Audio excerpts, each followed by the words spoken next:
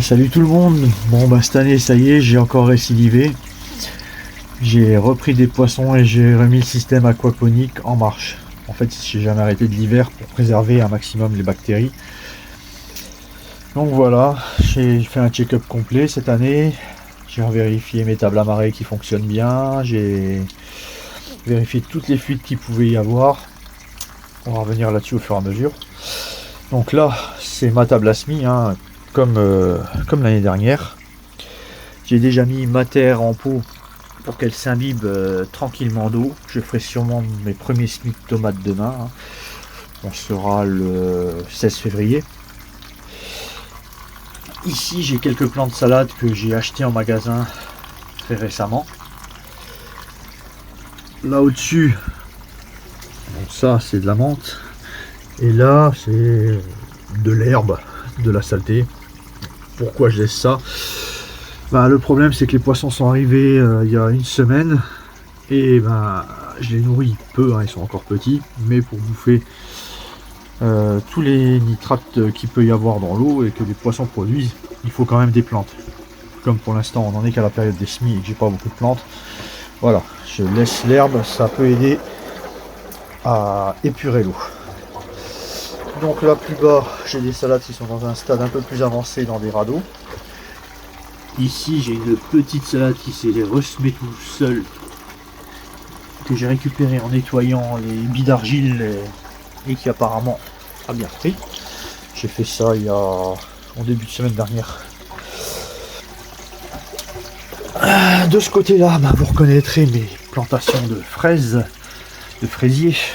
Alors l'année dernière ils étaient bien plus en arrière et le problème c'est que ça s'écoulait sur une bâche qui retombait qu'à un caron dans mes billes d'argile, mais le problème c'est qu'il y en avait un quart qui partait à côté, c'était vraiment le bazar, je perdais énormément d'eau sur ce point là. Donc là j'ai décidé de les redécaler en mettant une petite traverse en bois comme ça, accrochée avec une équerre que j'ai déformée, et là je perds plus une goutte d'eau de ce point de vue là. Enfin, quelques gouttes, mais vraiment à la marche par rapport à ce qu'il y avait avant. Donc là c'est mon bol de billes d'argile, il n'y a rien dedans, forcément, hein. On est que mi-février. Et là c'est l'ancien couvercle du bac à semis, la partie supérieure du bac à semis. Le problème c'est qu'à l'époque je n'avais pas ce bac là avec les radeaux de 200 litres, le bac à semis était au sol et donc la réhausse pouvait aller au-dessus. Là elle peut plus y aller.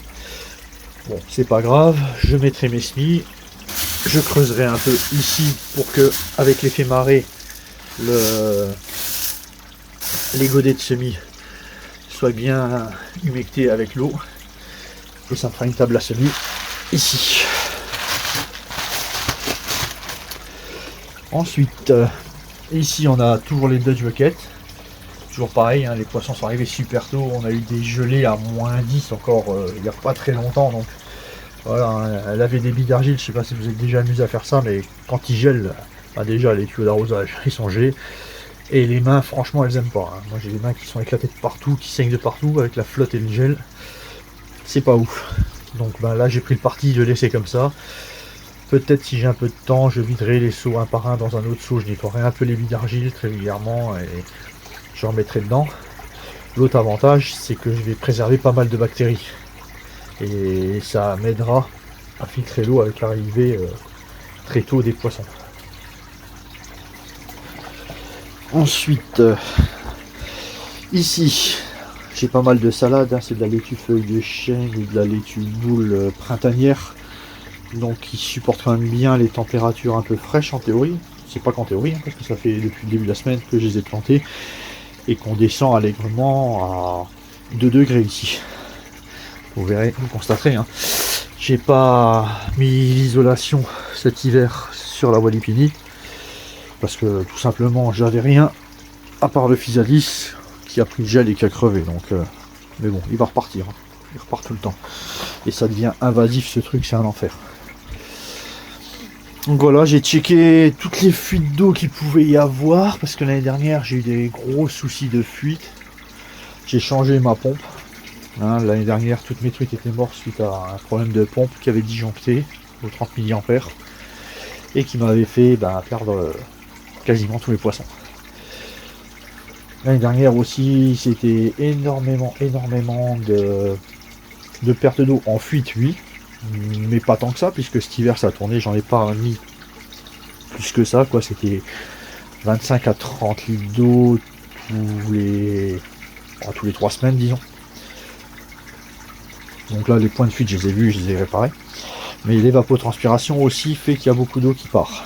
Donc, ce que j'ai fait, c'est que j'ai un gros aquarium dans ma cave en réserve d'eau, dans lequel je collecte de l'eau de pluie et qui restera en eau fraîche si jamais cet été le besoin s'en fait sentir. Parce que le problème, c'est que j'ai un puits dans la maison, mais c'est de l'eau qui est très dure, et si on a une sécheresse comme il y a 2 ans, le puits se tarit. Et j'ai des réserves d'eau à l'extérieur, mais le problème, même si elles sont masquées par des planches en bois, quand il fait 35-40 degrés, l'eau finit par chauffer, et il est quand même plus important d'amener de l'eau fraîche aux truites. Donc voilà, c'est pour ça que j'ai ma réserve qui est à la cave.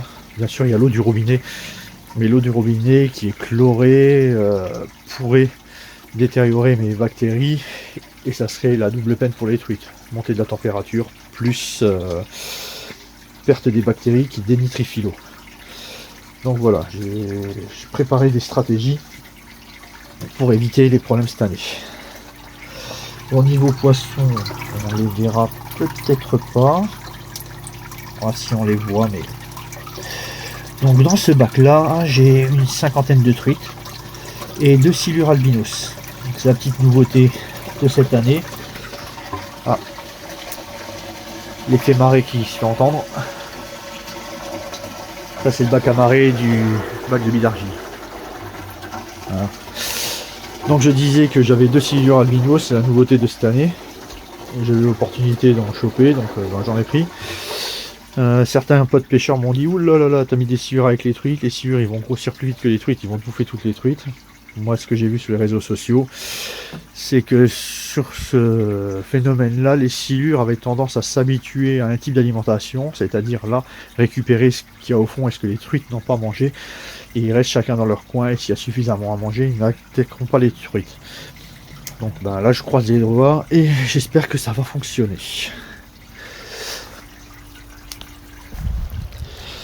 Donc là on se retrouve sur mon grand bassin, le bassin creusé avec EPDM, où à l'intérieur on voit peut-être les poissons rouges. La truite qui avait survécu et qui a bien grossi, j'ai mis avec les poissons rouges parce que ma femme et les enfants n'ont pas voulu que je la tue pour la manger. J'espère que ça va aller avec les poissons rouges et qu'ils vont pas se faire des gommes par la truite au fil du temps. Voilà, on verra bien. Bon là il n'y a rien du tout, forcément, je vous ai dit, -9, -10 la semaine dernière. Ce bassin pour l'instant, il n'y a rien. Et là le bassin enterré, QFIBC. Donc là pareil, on les voit.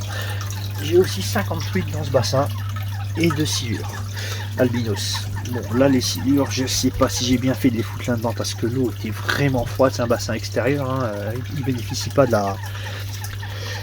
la constance de température du Walipi. Et je tends l'eau, j'espère qu'ils vont tenir mes 2 silures. Et là bon j'ai quelques... je sais plus comment ça s'appelle là. Voilà. Là c'est de la menthe aquatique et là iris des marées, voilà. Donc j'ai un peu d'épuration sur ce bassin là aussi. Et donc voilà où j'en suis cette année. Donc j'ai fait le choix là de séparer le lot de truites de 100 en 2 lots de 50 pour avoir moins de risque de surpopulation. S'il y a un problème électrique, d'avoir un peu plus de temps pour pouvoir réagir, vu que je travaille toute la journée. J'ai 1h30 de route, 1 heure de pause méridienne, plus les 8 heures de boulot dans la journée. C'est super compliqué s'il y a un problème. Je suis pas à côté pour réagir, donc j'essaye d'optimiser les choses et de minimiser les risques. Bon voilà, je vous tiendrai au jus de mes aventures. Mais là, promis juré, si cette année ça foire, c'est la dernière année que je tente l'aquaponie. Je migrerai peut-être vers l'hydroponie où il y a moins de problèmes au niveau de la maîtrise du vivant. Mais voilà, je voulais pas rester sur un échec et j'ai voulu retenter encore une fois. Allez, à plus.